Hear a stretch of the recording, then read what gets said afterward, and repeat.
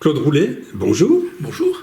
Nous vous recevons aujourd'hui au sujet du livret du compagnon de John Ward, réédité aux éditions de l'Art Royal, qui porte comme sous-titre les légendaires instructions mystiques au rituel anglais de rite émulation.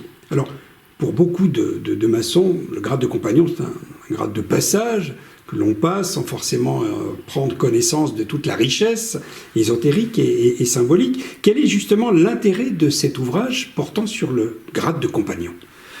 Cet ouvrage, surtout, donne une vision du compagnon totalement différente, alors que quand on est passé compagnon à émulation, finalement, à la fin de la cérémonie, on se dit « c'est que ça ». Et effectivement, ça n'est pas que ça.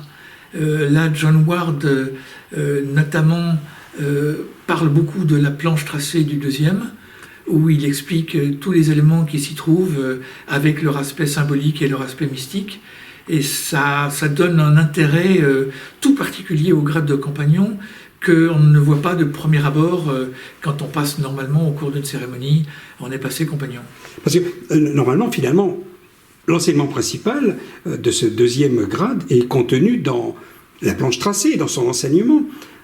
Comment Ward a-t-il pu imaginer ce livret que vous avez traduit de l'anglais pour intéresser les frères au début du XXe siècle, puisque depuis plus de 80 ans maintenant, il est toujours réédité et très lu parmi les compagnons. Exactement, en Angleterre, les ouvrages de Ward sont toujours très lus.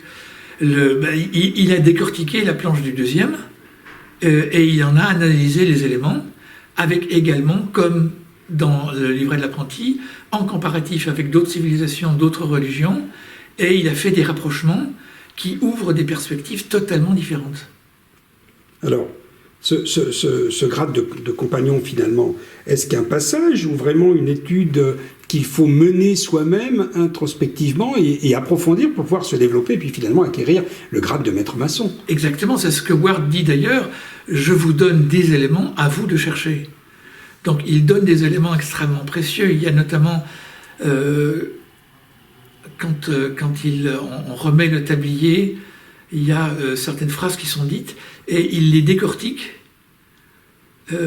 en disant, voilà, la première fois on dit, maintenant vous devez vous intéresser aux aspects de la science et de la morale, et juste après on dit, vous pouvez vous intéresser. C'est-à-dire que ça veut dire que tout le monde ne peut pas franchir cette étape si il n'est pas préparé pour. Et il emploie aussi, notamment dans le chapitre 6, qui est celui de la fermeture de la loge au deuxième grade, des phrases fortes en disant « L'esprit demande au corps et à l'âme de prouver qu'ils sont protégés du monde ». On voit bien comment il va jusqu'à développer l'essence même du rite, finalement peu exploité en France. Oui, il l'a totalement vu dans les coups frappés par le vénérable et les surveillants, où il dissèque bien les trois coups qui sont le corps, l'âme et l'esprit. Le corps représentant le second surveillant, l'âme représentant le premier surveillant et l'esprit représentant le vénérable. Et donc c'est l'unification. Il y a au premier grade 3 coups séparés, c'est-à-dire que le corps, l'âme et l'esprit sont bien séparés. Et au deuxième, on arrive déjà à avoir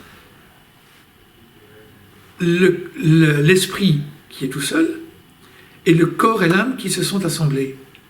Dans les coups, un coup, deux coups. Et donc, l'esprit reste encore isolé et l'âme et le corps se sont unis. Alors, le Fellowcraft Handbook de Ward est constamment réimprimé par nos amis Lewis Masonic en Angleterre, et vous êtes le traducteur de cette version offerte en français. Que diriez-vous à nos frères compagnons pour qu'ils rentrent mieux dans leur rite et rituel avec l'aide du Ward que vous venez de traduire et de rééditer? Je pense que le Ward apporte des lumières auxquelles on ne s'attend pas. Et donc, c'est à découvrir. Et c'est surtout à travailler, parce que Ward ne donne que des petits bouts pour appâter, et puis il dit lui-même, allez chercher le reste vous-même. Merci Claude, nous invitons nos followers, qu'ils soient compagnons ou non, du rite émulation ou pas, à diriger leurs pas ou leur internet vers Script pour acquérir cette nouvelle réédition aux éditions de l'Art Royal. Et puis Claude, à très bientôt pour, si j'ai bien compris, le livret du maître. Tout à fait, à très bientôt. Au revoir. Au revoir.